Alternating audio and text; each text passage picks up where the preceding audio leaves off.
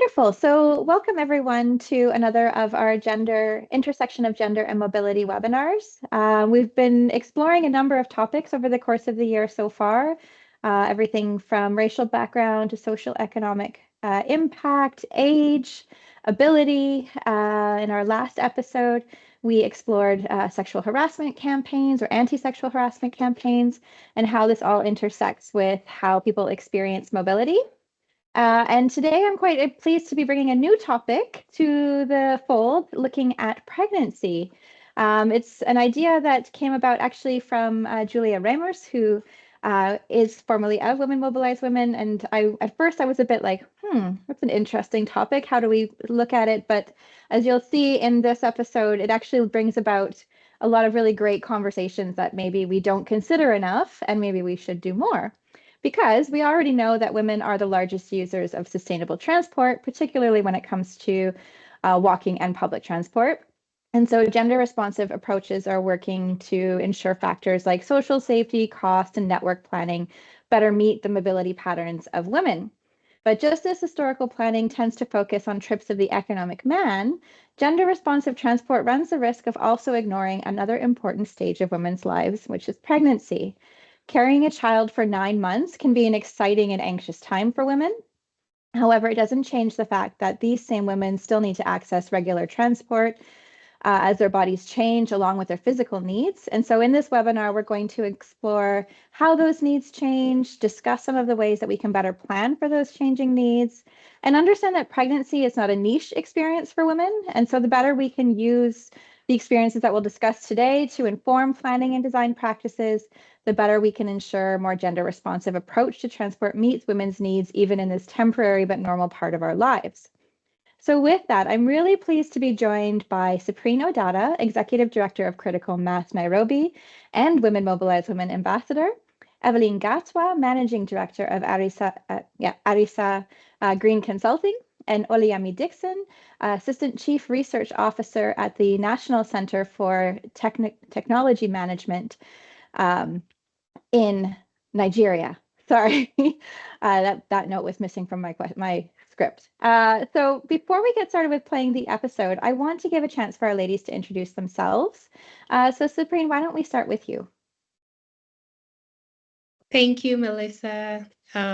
I should start by saying good morning or good afternoon or even good evening to whoever has joined us today. I'm thrilled to be here and to share this platform with the two other inspiring ladies. My name is Cyprine Odada, and I am a cyclist in Nairobi. I'm also the Executive Director for Critical Mass Nairobi. I have a background in urban planning with a strong focus on sustainable mobility and city transformations. Over the years, my work has revolved around creating cities that are not just functional, but inclusive and accessible to all. Also a proud mommy to two beautiful girls, a 5.5-year-old and a 4-year-old. Yes, I dared to have 2 under 2 at one point, which was a wild and wonderful ride. My experiences as a mother have definitely profoundly shaped my perspective on mobility and the challenges women face, particularly during pregnancy and even after having children and parenting the children. It's an honor to join this important conversation and bring both my professional expertise and my personal journey to the table. Thank you. Thanks, Cyprine. And Evelyn.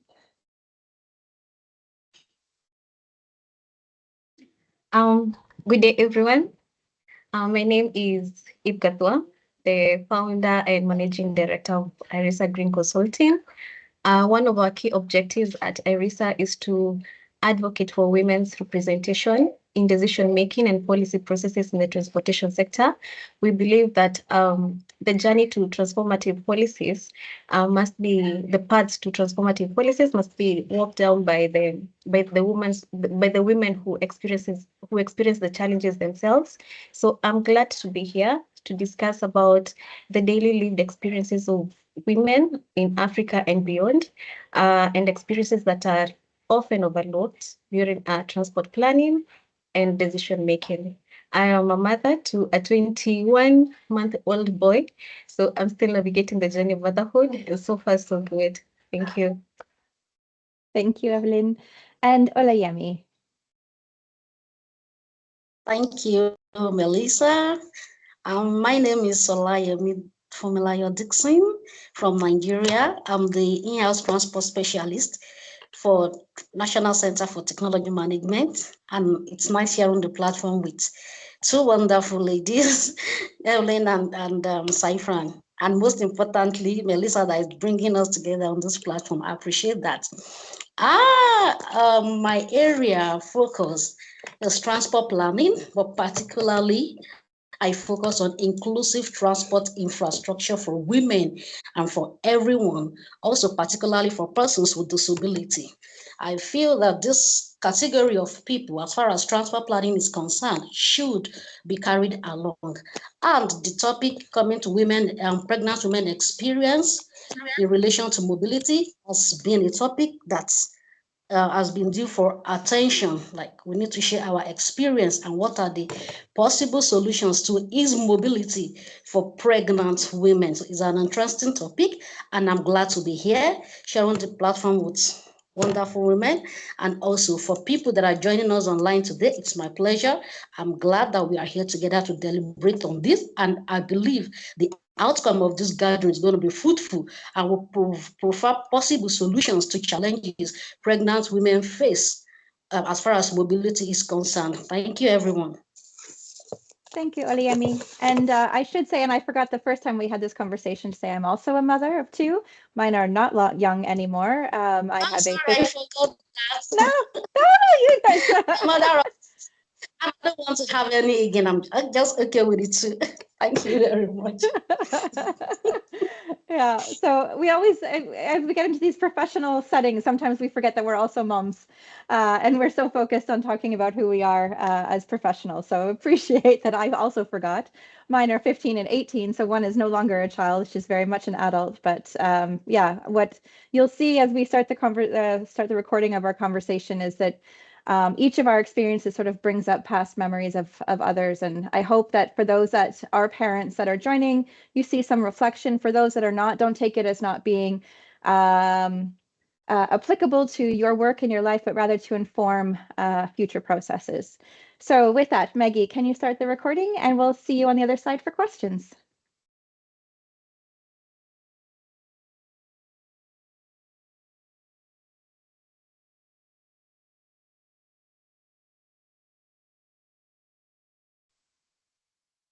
And with that, my very first question, and maybe I'll start with you, Evelyn, is what assumptions are made when it comes to how pregnant women experience transport, whether that's in the context in which you work or in a more global context? Okay, thank you so much, Melissa, for that question. I'll start by saying that as a pregnant woman, we have 3 trimesters, and each trimester, with each trimester brings its own challenges. I can start by saying that, with pregnancy, people assume that, it's only the later stages of, the pregnancy that, are actually affected, but you ignore the first trimester, that, when the pregnancy it's not really physical, it cannot be seen, so someone cannot really judge you. The other assumption that people make is that priority sitting only sorry for that. Priority sitting alone meets their needs, and to give an example with Africa, and especially in Kenya, with societies being patriarchal, if you place an elderly man here and you place a pregnant woman here, most likely and you have one seat, most likely it's the man who is going to be given the seat. So yeah, so that speaks to that.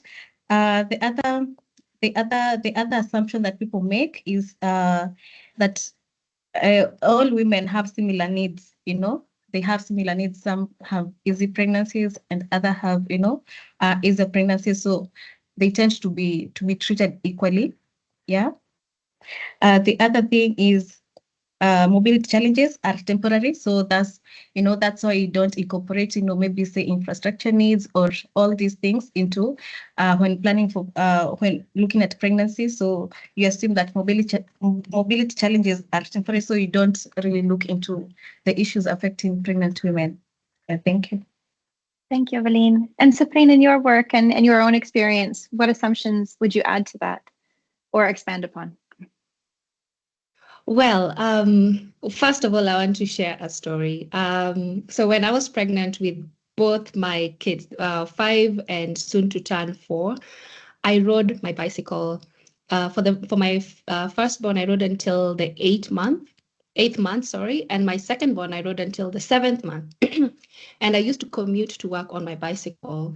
And something that I experienced several things, but commuting while pregnant and having a planning background, I was also assessing the transport system. I was looking at different aspects of the transport system, but also looking at my own experience commuting on a bicycle while pregnant. So there are several assumptions that I was able to draw from my own experience, and I tried narrowing it to 4 specific ones. And one thing that Evelyn has said is the assumptions that are there surrounding pregnant women's mobility. And the first thing is it's a temporary phase. So why change anything? People assume pregnancy is a temporary thing. So why change the mobility structures to suit the mobility needs of the pregnant women? But what people don't understand is how difficult carrying a pregnancy is. Everything becomes 10 times harder. Even walking, 10 steps becomes a challenge. And women all over the world are experiencing those mobility challenges because the transport system was not designed with that temporary phase in mind. The second thing is similar to the first assumption is women have been pregnant for centuries. So why bother now? Why change the system now because women are talking? So for me, that was something that really affected me because I would bring up issues about, the quality of footpaths or cycling infrastructure or even public transport. But I got a lot of pushback that, women get pregnant all the time. There's nothing special about your pregnancy, but that's a negative comment to a pregnant woman, first of all, but also the transport system. Why can't we just fix or upgrade what we have to suit those the needs of pregnant women, the mobility needs of pregnant women?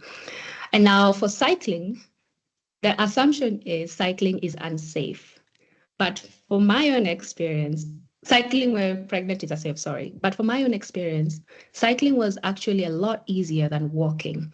While walking, I experienced a lot of challenges, particularly crossing roads to go to work.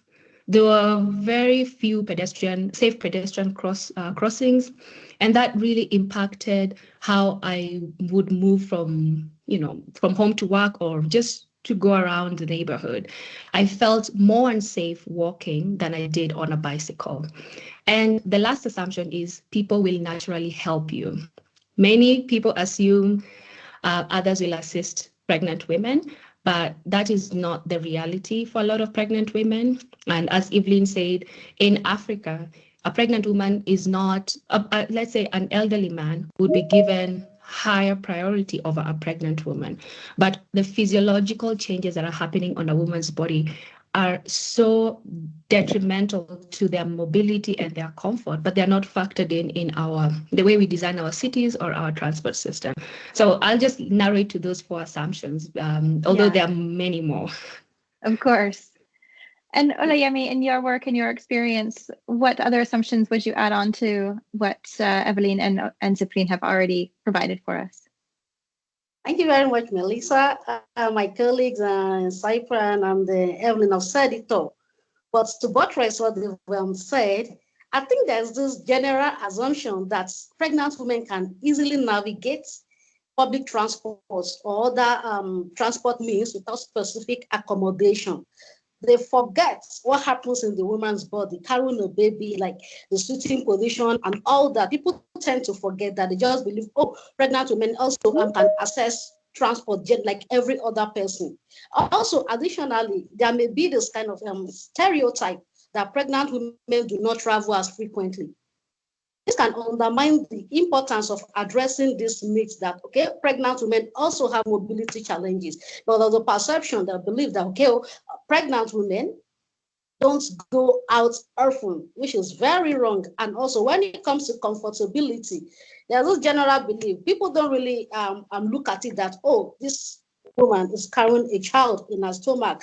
And when it comes to sitting in the public transport and every other factor, they believe, okay, there's a generalized perception that, oh, they are pregnant, they can have access to transport like every other person, which is very wrong, considering what is going on in the body of a pregnant woman. Thank you very much. Thank you, all three of you, for that. And I think, yeah, all three of you have really emphasized that it's viewed often as this temporary moment in our lives, but every woman around, not every woman, sorry, but a lot of women around the world experience this in overlapping time. So it's not a temporary phase when we think of our general population. It is happening to some women at all points. And so it's not something that we should just say, pregnant women can just deal with it. And of course, you know, our body is changing. And at the beginning of a pregnancy, in that first trimester, we experience nausea, we experience extreme fatigue, we experience all sorts of changes that we're, you know, especially for the first time, we don't know what to expect. And, you know, taking these into account is so important. I'll share my own story. It was actually with my second pregnancy. I experienced such severe nausea every time I was in public transport, which was the only way I could move around to pick up my then toddler from daycare to get to and from work. And oftentimes I would have to actually get off the bus because I would be standing and I would start to feel a hot flash come over me. And I knew that I needed to get fresh air.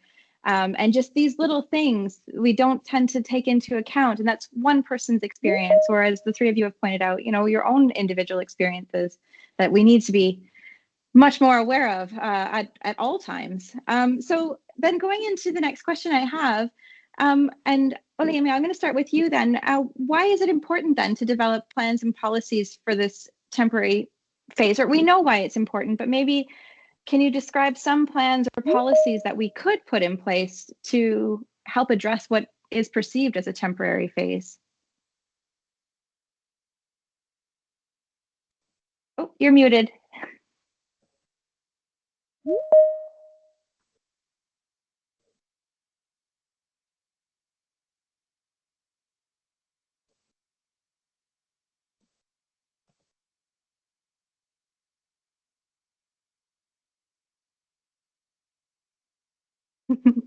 While you're figuring out the mute, I'm going to shift that question to Evelyn and we'll come back to you, Olayemi.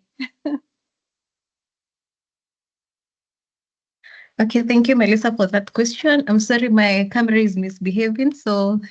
That's okay. Okay, yes. So it is important to develop policies, and I'll start by first saying that pregnancy at any time affects 2 to 3% of the population. So although it's temporal, so it affects 2 to 3% of the population at any time, and the experience can have, you know, long-term implications for women, especially going to work, participating in work and economic empowerment activities. The other thing to add on to that is to say that safe mobility during pregnancy impacts both maternal and fetal health outcomes. To give an example, I remember when my mom was pregnant with our youngest brother, she had an accident, a road accident. She was using public transportation, a minibus. We call them a minibus in Kenya. So it was weeks to her giving birth.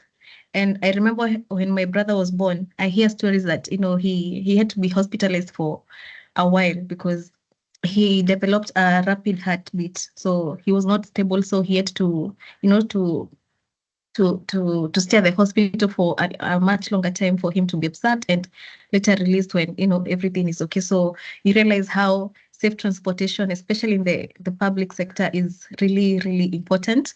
And with that, you find that if you have any incidences during pregnancy, it can affect your choices for transportation. For instance, if you have a bad experience with using a motorbike, most likely you'll not want to be carried, by a motorbike anytime, as I continue, just to say that investing in a pregnancy-friendly transport, contributes to better maternal health outcomes. For example, in the rural parts of Kenya, you find that most hospitals are at a far distances. So, and most of these communities, are vulnerable, are marginalized. Their economic status is not so good. So, you find that even for them affording, a taxi, they will. Sorry for my background noise. Yes, you're good.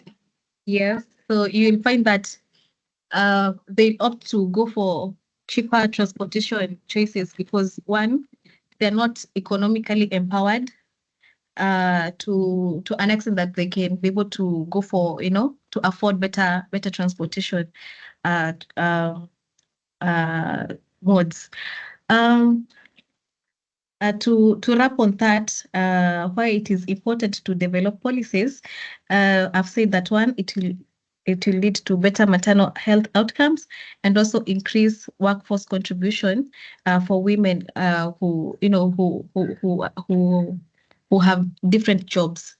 For a woman who wanted maybe to continue working until maybe her 8th month or 9th month, and maybe the road she uses to go to work is rough, so a motorcycle, might, have an accident. So she'll opt to stay at home, she'll opt to stay at home much earlier than she would have wanted if the road was good, if the transportation mode was, efficient and effective for her.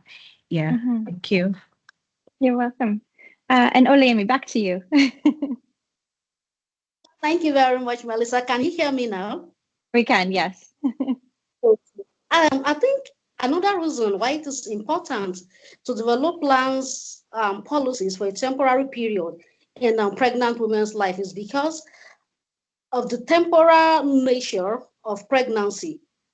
This means that the physical and psychological needs of women evolve during this time, necessitating tailored support in transport. And it is important to develop specific plans that ensure that these women have adequate access to transport.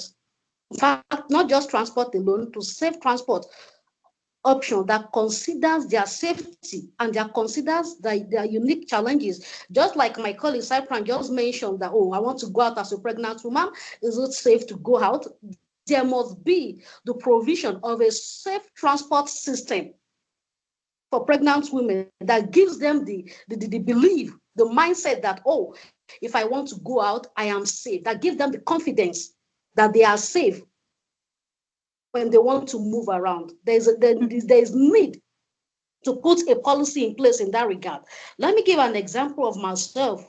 There was a day I had a presentation at the office and I was to leave very early so as to arrive at the office in time. And in Lagos State, where I am, Lagos State is overpopulated, and we experience a situation where transport demand outweighs transport supply because of the overpopulation. So during early morning hours, when transport demand is at its peak, there's usually the supply of transport is usually limited. The infrastructure, the vehicles in place to commute, to move commuters around at that point are usually not sufficient. So where we have a large number of crowd at the bus stop, moving to a particular region at the same time. So a case where everyone has to struggle occurs. So you have to struggle where a vehicle parks now, we all run just to catch up with time and to make sure you get a seat for yourself because of the peak demand and because of the population of persons at the bus stop. At that point, I was 7 months pregnant. My stomach was bulging, and I had the belief that, once I get to the bus stop, I believe everybody around the men, regardless of the pressure or the population, they will give me a kind of respect as a pregnant woman and allow me to enter and commute and embark on my journey with any available vehicle at that moment. But to my greatest surprise, I got to the bus stop that day and the vehicle parked and everybody ran just to catch a space for themselves. I moved with them. Nobody considered the fact that I was heavily pregnant. In fact, I was pushed aside. And I had to step aside for my own safety. So that's a general perception that needs to be corrected in the area of awareness. Let people know that pregnant women are very, very, at that time, they are carrying that pregnancy. They should be treated with respect as far as mobility is concerned. They should be given their space as far as mobility is concerned, so that it will create a kind of deep-seated confidence in them that as a pregnant woman, as I'm moving around, I know that I am safe. I know that I can comfortably move around without any stereotype, without any stigmatization. And having at the back of my mind that, because of my because of the sensitive stage I am, people will give me that respect and give me my own space as far as mobility is concerned. So there is need for policies and awareness in that regard that, when you see pregnant women, you respect them, you respect their space as far as mobility is concerned. Thank you very much. Thank you, Olayemi. And Cyprine, going to you and sort of building on that, because you mentioned that you chose that cycling was the choice for you because walking was quite difficult. And I assume I'm making assumptions that public transport was also maybe a challenge. And so can you sort of build on that as, it's not just about providing public transportation or providing good walking, but also good cycling in your experience as well, in terms of infrastructure. What kinds of plans and policies do you think are necessary or can be implemented to make that experience easier? Well, first, I just want to sympathize with Olayemi and Evelyn, because I feel like everything they're saying those are the same exact experiences I had, looking at strangers, hoping for sympathy or, hoping that they would recognize the position that you're in and they would help you or give you way or just even allow you to sit down. I really empathize, and it reminds me of my own experience. But back to policy, the thing about pregnancy is, yes, we understand it's a temporary condition, but everything that happens within that period has a profound impact on women's mobility after pregnancy. And a personal experience that I had that has changed how I navigate the streets till today. So when I was cycling pregnant, my belly became too big and I was not able to continue cycling. So that's the only reason why I stopped cycling, and of course, and also the infrastructure bit. But I transitioned to walking, and that to me was more difficult because of the risks that I faced, the challenges that I faced walking, and crossing roads to go anywhere was just was very dangerous. I remember a specific day when I was trying to cross the road to go to an office, and I couldn't for the life of me get the cars to stop. I remember holding my belly and signaling to motorists to stop, to slow down. And I'm even feeling a little emotional remembering that day, because the distance between that road and my office was 5 minutes. But I stood there for almost an hour waiting for the cars to slow down so I could get to the office. I remember getting to the office, and my colleagues and my boss, they were very surprised why I was so late. And I just started crying. And as an adult, how do you go to an office and start crying? And how do you even how do you overcome that embarrassing experience? But that has sat with me till today. I am very fearful of crossing roads, and that, is a testament to how those transport systems can affect women even after the pregnancy, the temporary period, because it doesn't go away. It's trauma. And another example is being, heavily pregnant and there's nowhere for you to sit, or there's no public toilet. There's no there's no access. You don't have access to somewhere to get, snacks. And it's just that they seem like small things, but to a pregnant woman, having a bench, the street furniture is so profound, and most of the times it's ignored when when we are designing our streets. Somebody doesn't look at how valuable as a bench is. They don't know how valuable a bench is, or how valuable it is to have a toilet somewhere along the transport network. For a pregnant woman, you have to use the toilet every 1 hour, sometimes even 30 minutes.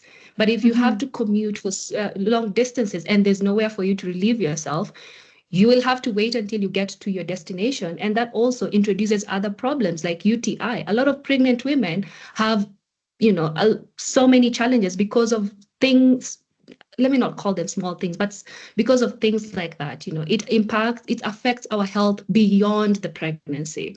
So yeah, our policies need to look at, the tiny details, maybe tiny to them, but to pregnant women, those are really big details. Yeah. Well, and what's so, I think, interesting is I'm listening to all three of you describe the experiences, some of the traumatic experiences. I'm very sorry, Cyprine, that you experienced that. And of course, that would impact you long term, knowing that I have to wait here an hour to cross the street again. What I'm hearing, and the interesting connection with this webinar series, is that these experiences, they seem temporary for pregnant women, as we've pointed out, but the availability of seating is something that we talked about when we were talking about the experience of mobility for older adults, in terms of having a place to sit, because we know that there's a limit as we get older to how far we can walk without needing a rest. The availability of public toilets that affects women moving around with children, understanding that it's not just a matter of moving around while carrying a child. In some cases, as in the case for yourself, Cyprine, and Olayemi, and myself, you're also moving around with another small child. And so there's so much intersection with those experiences. So I think what maybe we need to be doing as a profession in the transport sector is understanding this is not temporary, and that intersection with all of the other groups that experience similar needs is so vital. I think, you've all sort of discussed a lot of very personal things, and I'm so glad that you feel open enough to share. And I think maybe what would you tell then to urban designers, urban planners, to decision makers that they need to do? Is it as simple as bringing pregnant women into the table? Do we have a lack of data, of understanding of their experience? Maybe all of the above. What ideas would you give to them to better address those needs? And maybe I will start, Cyprine, with you. Sorry, this is a new question, but it's sort of coming out of what we were discussing. No, it's okay. The first thing is, how do we collect mobility data?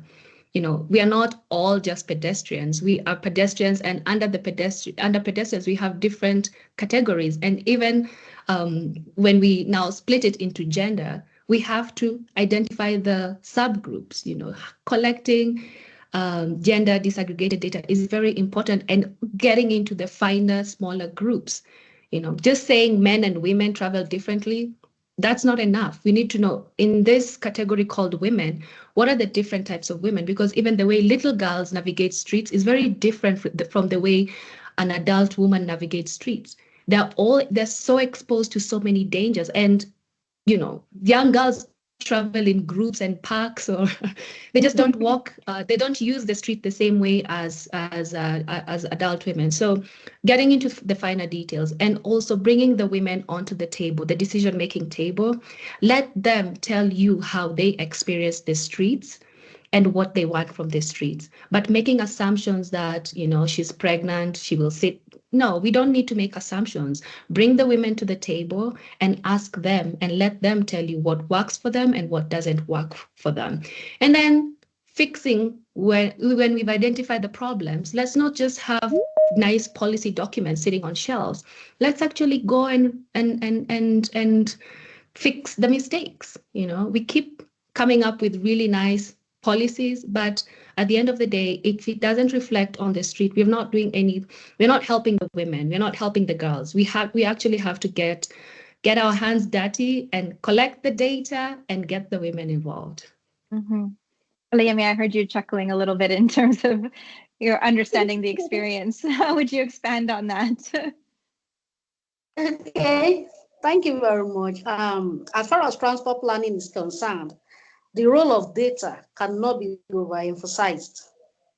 And also in planning, in transport planning for a particular region or a community, it is very important to know that the general public has a very big role to play. When I mean the general public, I mean the women, the men, the pregnant women, the people with disabilities, across everybody. So in planning for a particular region, in this case now we are looking at mobility for pregnant women.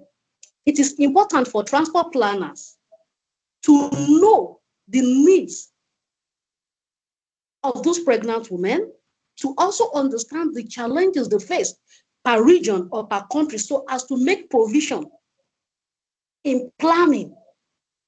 That is why data is very essential. And as a transport planner, as an urban planner, if you don't reach out to this category of people to know what they want, to know their needs, to know the challenges faced by pregnant women, it will be kind of difficult to get the proper planning, to get a proper transport planning for that community or for the local environment. So it is important for transport planners, urban planners, to reach out to this category of people, to pregnant women, know their mobility needs, so as to cater for that need at the inception, at the planning phase for that region, or for that country, for that region, or for that local environment.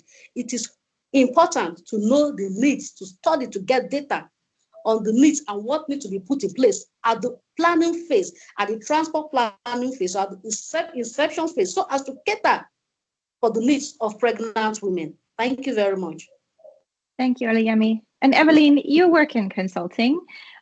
So how do you think better planning and better policy and data could help to improve not just your approach to work, but that of your colleagues as well? Thank you, Melissa, for conversation. Start with and say that I am the managing director of Airisa Green Consulting. It's a recently registered company looking to advocate for women representation in the transport sector, majorly in decision making, participation in policy processes, and also increasing women participation in investments. To answer your question, I'm still here. Sorry, I'm having camera issues as well. Carry on. Sorry. Could you please come up again with a question? I think I missed something. No, you're good. Yeah, just carry on in terms of your consulting. What is how does your experience, but also this need for better policy and planning, how can that integrate into the work that you do? Okay, thank you. To start with, I can give my own experience of pregnancy. You know, with a first-time pregnancy, you really don't know what you don't know. And I think that's the season of my life that I really felt vulnerable. You know, walking by the road, you know, you just feel vulnerable just by, you know, carrying a human being inside of you, because of course, you know, people will look at you, you feel stigmatized, you feel, is it wrong to, you know, to to do the Lord's work of filling the earth, you know?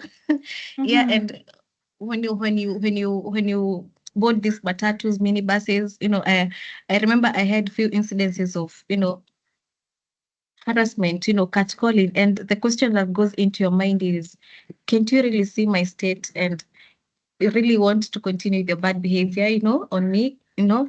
And echoing what Cyprine has said, you know, on the road, you know, the motorists, the drivers, you know, they're too fast. They can't stop even for a single second for you to, you know, to cross the road. You know, it's just chaotic. It's just chaotic. So at Airisa, we, you know, even as you're building and, you know, getting to know the space more and, you know, advocate for women's rights in the transportation space, we look to work with, you know, to have partnerships with other women who are advocating for, better planning in the industry. For example, there's All Mom Kenya, who have been, very, very, they have been working to install, baby changing stations in, public restrooms, or yeah, because as a mother, when the child comes along, it's really a big deal to you. We also look to have partnerships with other organizations to advocate for, proper NMT, non-motorized transportation facilities, for example, the sidewalks, the pedestrian lanes, have adequate street lighting, all this advocacy work, just to emphasize, on the need for safety and security for women in the streets. Yeah. Thank you. Thank you. Yeah, go ahead, Cyprine.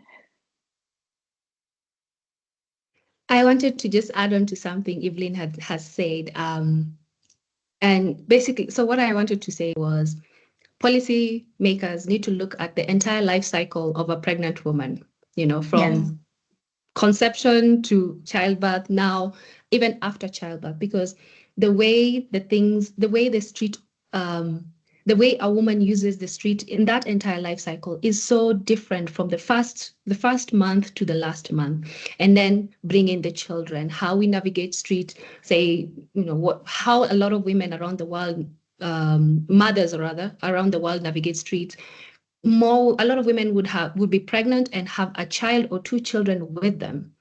So that movement is so different.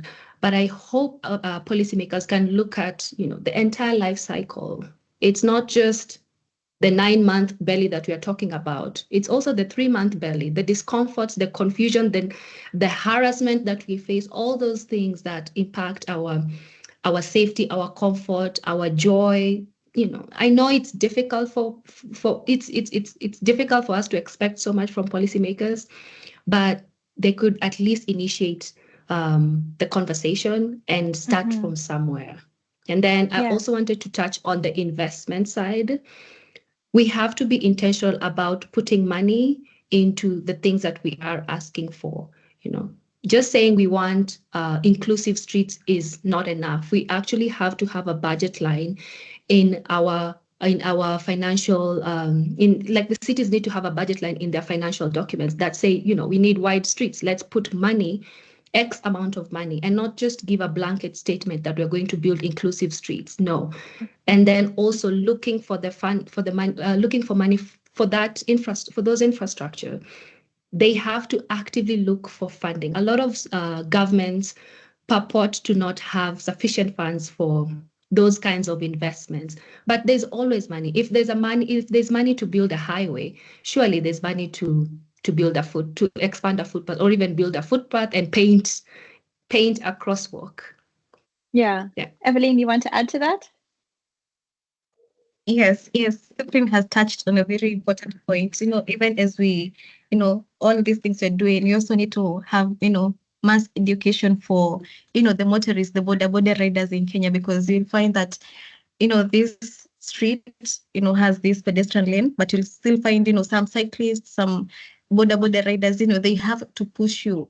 You have to, just push aside to let the border, just pass, and so there needs to be, public awareness, just create sensitization on, respect these lanes. If you come up with, pregnant women friendly facilities, in terms of infrastructure, and just that sensitization that, just respect this lane is for pregnant women and, the vulnerable groups. Yeah, thank you. Yeah. I think you bring up a great point, Evelyn, in terms of the education. And it's something, as each of you were speaking, and especially your example that you gave, Olayemi, and Cyprine's yours as well, in terms of crossing the street and then being pushed out of the way for public transport, is we, as professionals, as advocates, we obviously need to get the policymakers, decision makers, and planners to understand this time in some women's lives, but also we need to help educate the people around us to behave better. And I wonder, Olayemi, if you have anything to add to that in terms of what that could look like in a constructive way. Okay, thank you very much. As we've talked about the challenges of pregnant women face while commuting, mobility challenges of pregnant women, and from the aspect of the policymakers as well. This is not to say that the policymakers are not doing anything at all in that regard. They are doing one or two things, but it may not be probably obvious. And in that regard, okay, let me give an instance. For Lagos State here in Nigeria, we have the BRT system. That's the bus rapid transit system. Now, as a pregnant woman, if you are using the BRT system in Lagos State, regardless of the queue you meet at the bus stop, the pregnant women are given direct access to the bus rapid transit system. Once they see you a pregnant woman, you are given consideration first. So that's a good aside from the end of the policymakers. But not all pregnant women are aware that there's this policy on ground for the BRT system that caters to the need of pregnant women. Like I wasn't aware initially. So when I get to the BRT bus stop, I have to join the queue. I wasn't aware that as far as you're a pregnant woman, you are not supposed to join the queue. Just go straight to the ticket and they give you direct access to the BRT bus. So I was not aware. It was a colleague of mine that told me, Madam, as far as you're pregnant, you don't have to join the queue to board the BRT system. So at that point, I had to start creating awareness to every other pregnant woman that once you want to use the BRT system in Lagos State as a pregnant woman, you have the direct access. You don't have to join the queue. So in that regard, there is need for public awareness. There's need to let pregnant women know these are some facilities you have direct access to as a pregnant woman. A lot of pregnant women don't know this. So from the aspect of the policy makers, there's need to do more. Fine, I can say that let's not rather conclude that they are not doing anything at all. In one way or the other, there are some moves, but these moves are not obvious. They are not glaring because they are not well announced to the general public, or they are not well announced to the ears of pregnant women that you can use this facility for free as a pregnant woman. And also, most importantly, aside that on the aspect of public awareness, it is important for the regulators in the transport sector to make provision at bus stops to cater to the need of pregnant women. It is very important. Let me give an instance of myself. I think my colleague Cyprine talked about falling at the bus stop. I actually also had that experience as a pregnant woman. I think I was about 8 months pregnant then. So I wanted to cross. I saw the pedestrian bridge, but it was too high. It was designed such that a pregnant woman cannot climb that bridge. So I went for the option of crossing the road, and as I was about to cross, I fell to my back. Because of the weight of the pregnancy, I fell to my back. And luckily for me, a lot of people rallied around me. They carried me up. They dusted my body. But at that point where I fell, there was no provision at that bus stop where I could sit down to actually put myself together or relax to gather myself together before continue with my journey. So at that point, I want to suggest to policymakers in the aspect of infrastructure to meet the needs of pregnant women.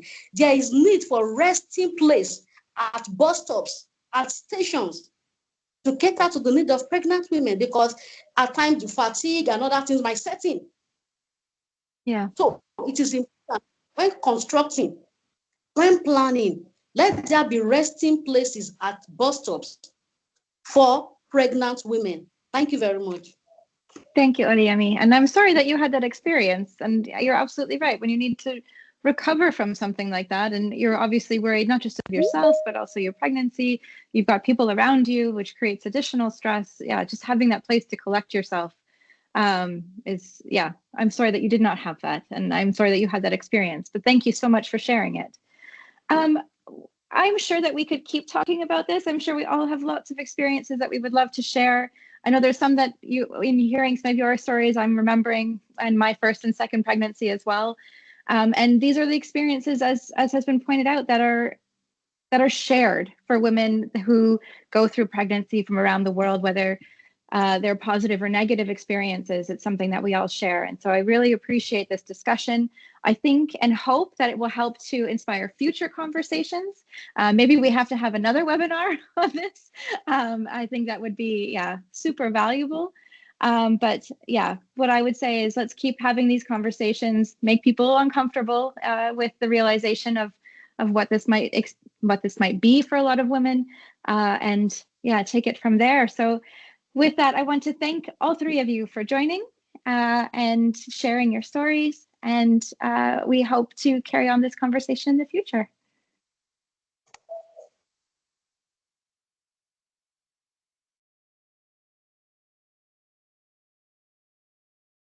Welcome back, everyone.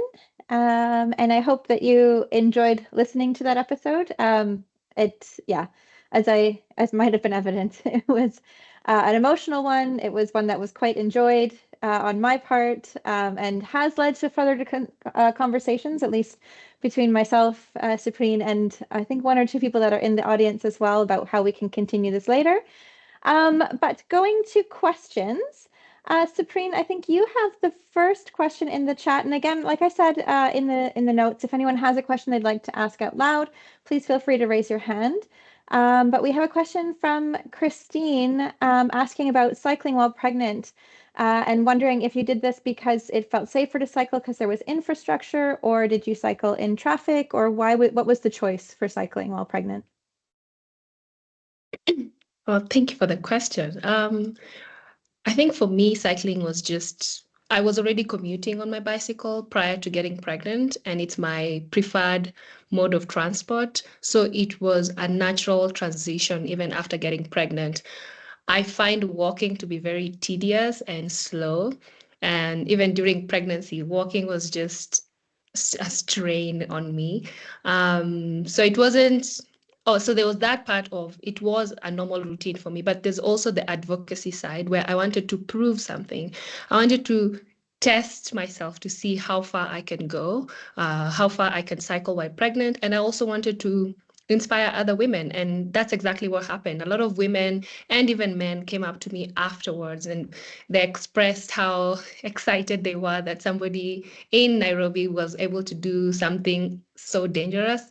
It wasn't dangerous for me, but it made other women feel comfortable to exercise, not necessarily be on a bicycle, but just start some sort of physical activity. In most African cultures, doing any tedious physical activity while pregnant is frowned upon. So them seeing me do it twice, I think was it was definitely inspiring to a lot of women and men who now introduced their wives to exercise or some sort of fitness while pregnant. Thanks, Cyprine. And we have another question from Karen, and this one is for everybody. And maybe, Evelyn, we'll start with you. So the question from Karen is advice for pregnant women who are concerned about mobility options, and also what role individuals and communities can play in creating more support for pregnant women. So I think there's two questions there. First is on what advice would we give to pregnant women in terms of their mobility? And second is, what role can individuals and communities play? And Evelyn, I don't know if you're still, there you go. Hi, thank you, Melissa. Thank you, Karen, for your question. To answer the first bit of the question about the concerns that pregnant women have on their mobility options, one I would say is to plan. As when you're pregnant, you'll find that you will have to plan, and not just plan in terms of, thinking of moving from point A to point B. One, you'll have to plan according to your physical needs. If your pregnancy is limited, for example, you're limited to just going for short distances, you'll have to consider that. You'll also have to consider your emotional needs, which transportation mode makes you feel safe.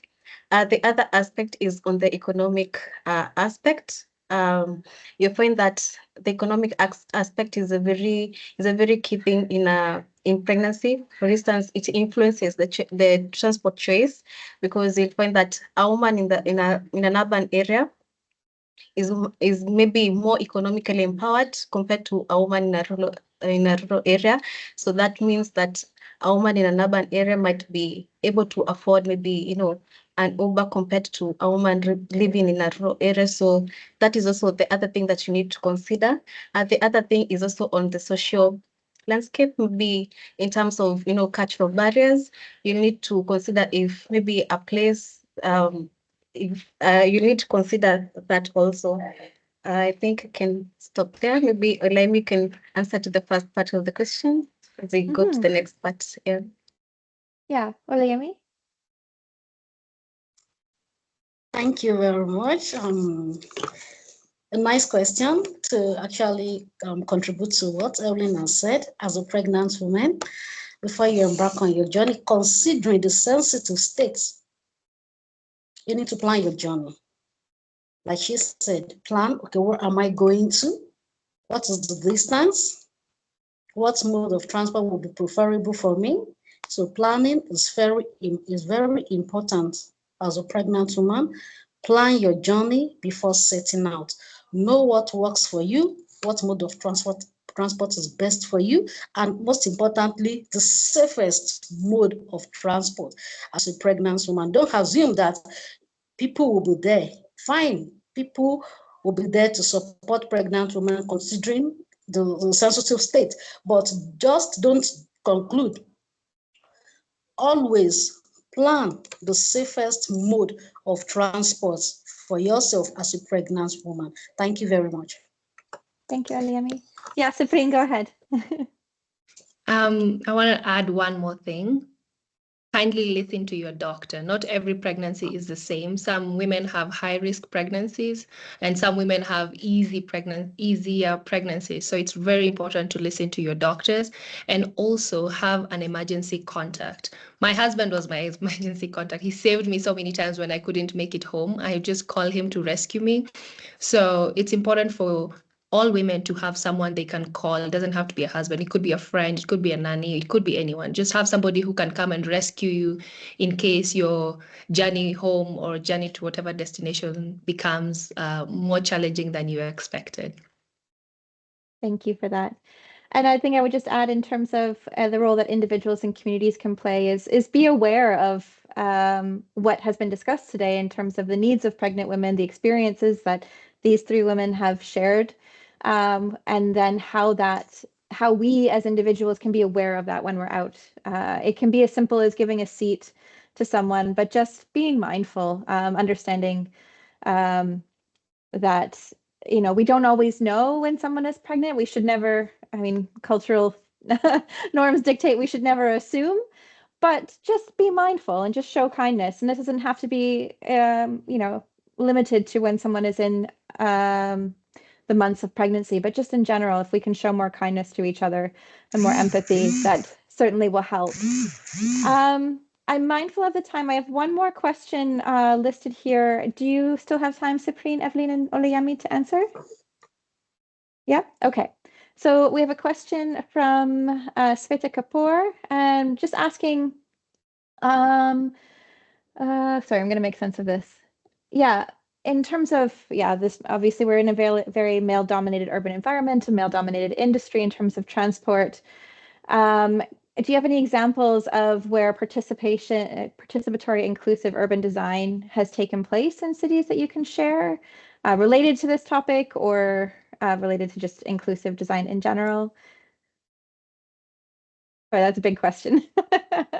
I feel like, Melissa, this is your question. Perhaps. Yeah, I can say that there are a lot of cities that are looking at how they can bring more participatory planning in. And I think that's the general advice I tend to give when I'm talking in places. Oh, Sprita, do you want to expand on that? Sorry, I see your hand up. Do you want to unmute? Thanks for letting me. Good evening, everyone. What a wonderful presentation.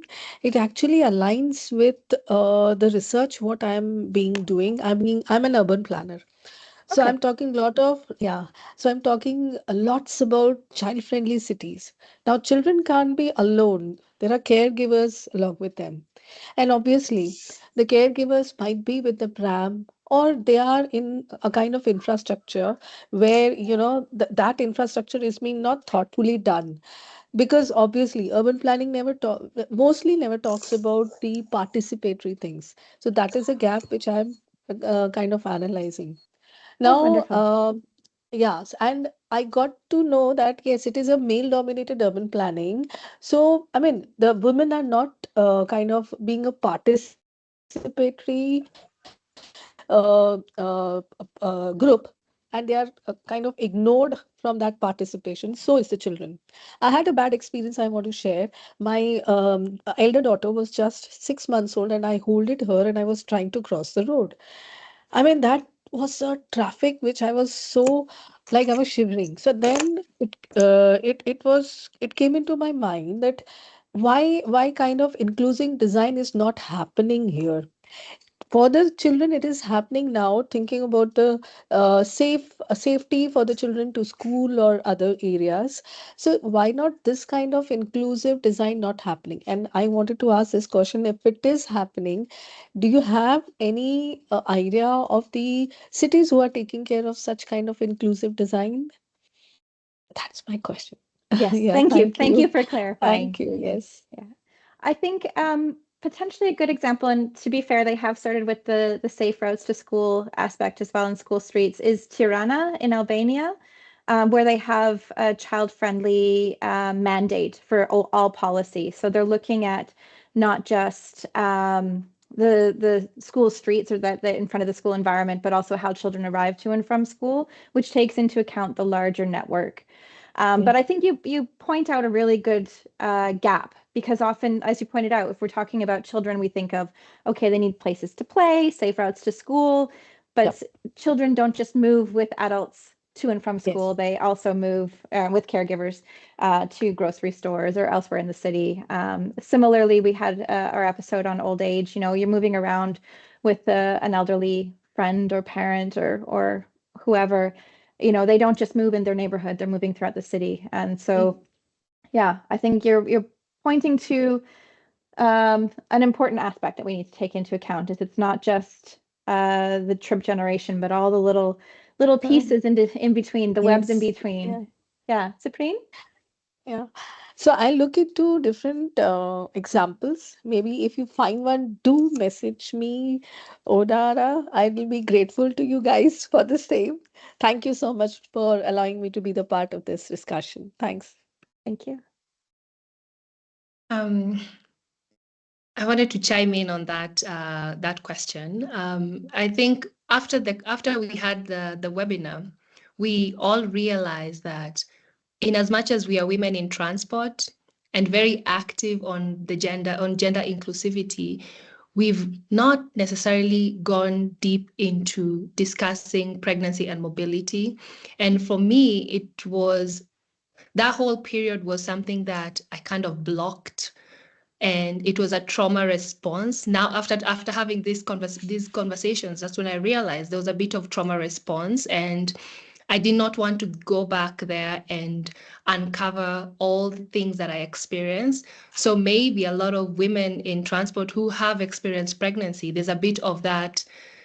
Well, not every woman has experienced bad pregnancy, but a lot of women, particularly in the global south, the experience is not so palatable. So we don't I don't know if we are not so excited to go back and try and understand, but now that we are talking about it, I'm also realizing that no, wait, we have to go back. We have to bring these women to the table and address all these concerns that we have bottled and put in a closet somewhere. So maybe that's why there are not that many examples of participatory processes or engagement processes that involve pregnant women, or even policies are for pregnant women.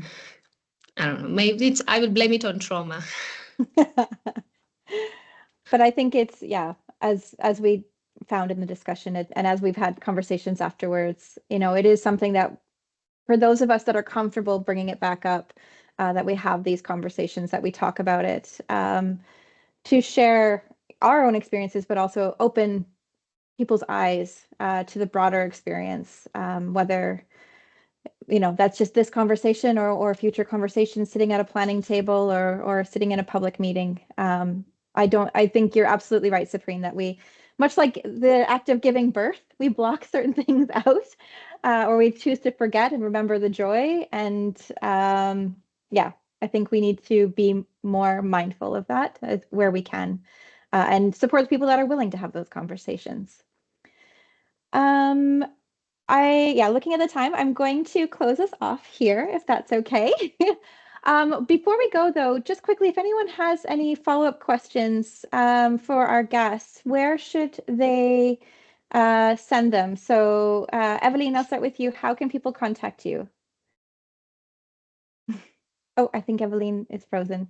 Olayemi, how can people contact you if they'd like to reach you?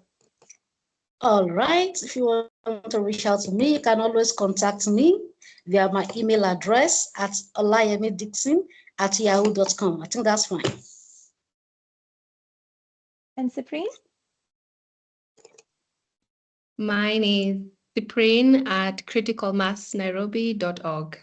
I Thank you. can type it here. Or my LinkedIn. Yeah. The LinkedIn page too. Yeah. I think Evelyn dropped off there, but she's also available on LinkedIn as well, and Airisa Green Consulting as well, if you want to find her. Thank you, everyone, for joining us.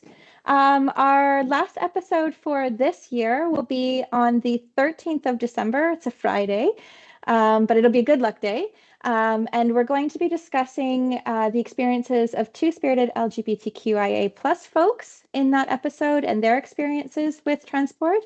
We have two guests, one from the Philippines context and one from the Colombian context, to share their experiences. And so I hope you can come and join us for that.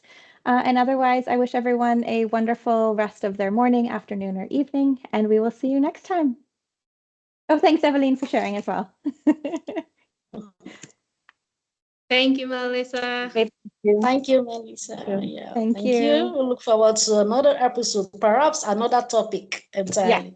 Yeah. Thank you very much. Thank you.